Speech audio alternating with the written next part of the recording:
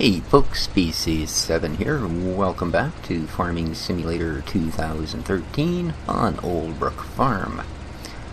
Well, let me tell you guys, they say that wisdom comes with age. Well, I think for that to happen, your brain's got to survive long enough.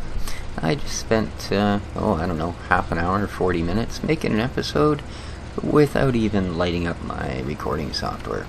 Yep, it wasn't a matter of it being unpaused, I hadn't even bothered to turn it on. So, I hope you guys all enjoyed that episode. I know I did. Oh boy.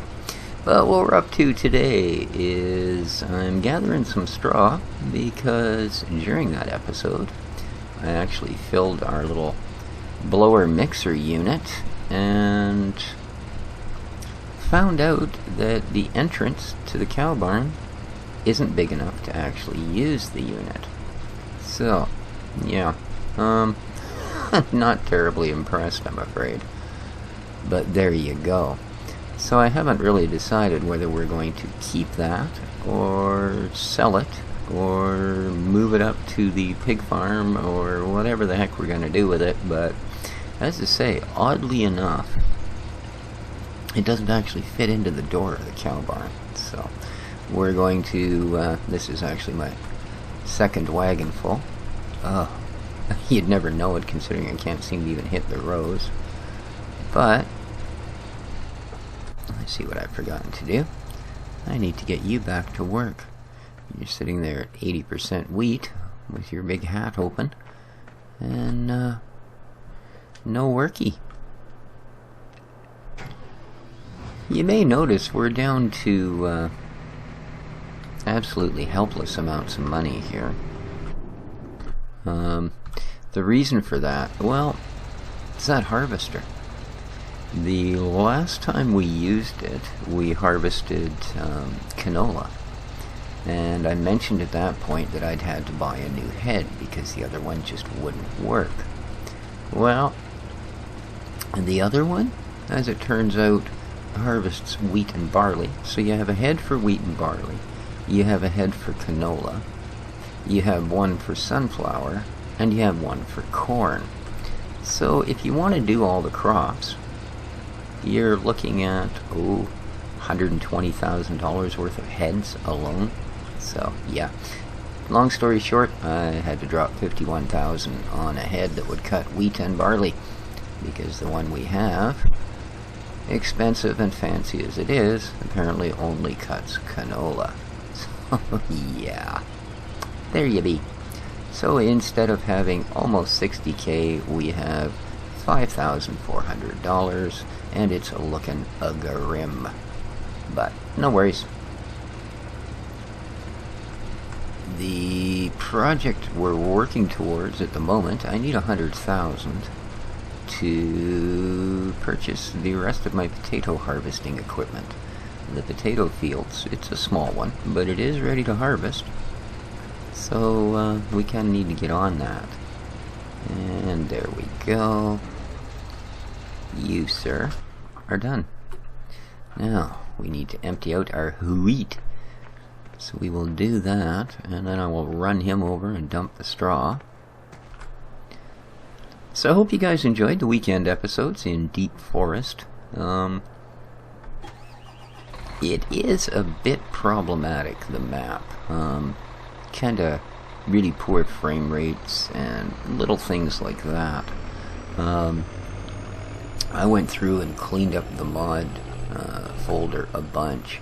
Like, basically took out everything that wasn't working properly. Made sure I had no other map files, etc., etc., etc. And it seemed to help a little. It's certainly still not as smooth. I still have vehicles that get stuck here and there. But, in all honesty, I have not found anything else that's really got any sort of uniqueness to it, you know? And that's the big issue, is it really doesn't. So, I think I'm going to try and stick with it for a while.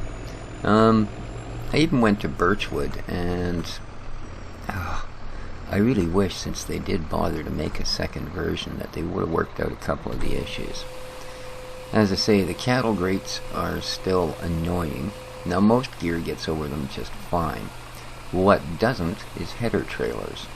And there's a real problem with that because the space coming out of the store is not wide enough. Well, you can get your harvester out. You can get a 5-meter head out on it. But you can't actually get it all the way down to the other farm with a 5-meter head. So it does have to be trailered. There's just no way around it. Even the smallest head in the game has to be trailered. The only harvester that actually fits down the laneways is the Dude's Far. Because even if you manage to get the head to a reasonable place, being able to turn the harvesters into some of the gates off the lanes and the roads, they're physically just too big. Again, the only one small enough is the Dude's. And, well, any copies of it, like that one Clayson, for instance, it's the same size as the Dude's. Of course, or the Far, I should say. Unfortunately, they never made the Clayson in an MR model. And I looked around and I can't find any smaller harvesters. So Birchwood's kind of out. Most of the other maps I've looked at, they're either just your typical, you know, here's a bunch of square fields and we've moved various different things around, or they are edits of either Hagenstadt or, oh goodness, that's straw, I'm sorry. I thought I was hauling the wheat truck. Okay. Or they're edits of either Hagenstadt or, whatchamacallit there, Westbridge Hills. So, or they're just, you know, it would make no difference if you were in MR or not. You know, they're that type of a map where they're nice wide laneways, nice fat flat fields, everything is square. Yeah. So, long story short, we are going to be sticking to Deep Forest, so I hope you guys are enjoying the map. I hope it holds up for us. Like I said, it definitely has some issues. And the weird thing is, I YouTubed that Deep Forest map, and, well, Multi-Mike did it, but I'll be completely honest with you. He gets lots of views, he's got a bunch of subscribers, but I don't consider hopping on an MR map, for instance. I've seen him do quite a few MR maps. Hopping on a motorcycle and riding around the map, going, yeah, this is a thing, not sure what it does, this is a thing, not sure what it does, blah blah blah, is not exactly a map review. But usually I can find, you know, somebody actually doing a let's play of the map or something like that. Oddly enough, Deep Forest, there is his quote-unquote map review, and then there's my first let's play where I introduced it, and that's it. Everything else to do with Deep Forest is either the musical group, or there is actually a park called Deep Forest. So, yeah, as far as the actual farm goes, doesn't seem to be.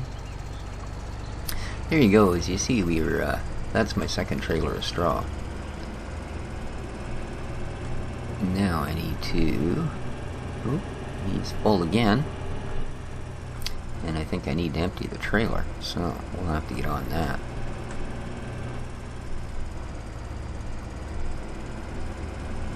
And once I get the straw off this field, we can hopefully move over to the barley. We'll cut that, and again, I think I'll store most of the straw. And we might trade that fancy blower mixer unit in for one of the full-size ones. As you know, we're not running a mixing plant on this particular farm. Easy enough to put one in, and in all honesty, they're a heck of a lot cheaper than the, I could buy almost 4 of them for what the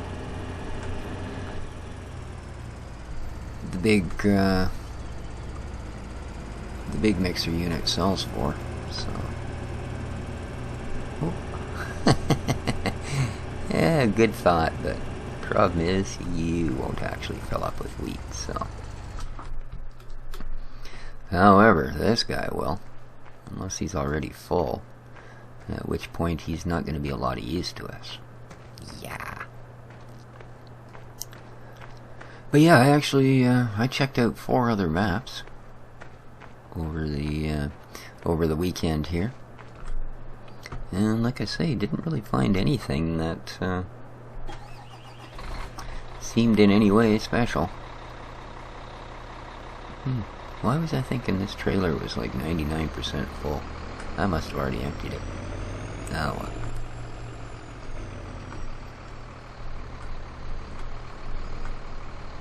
There we go. He's almost done this field. We've almost got all the straw picked up. Nice. A good combination.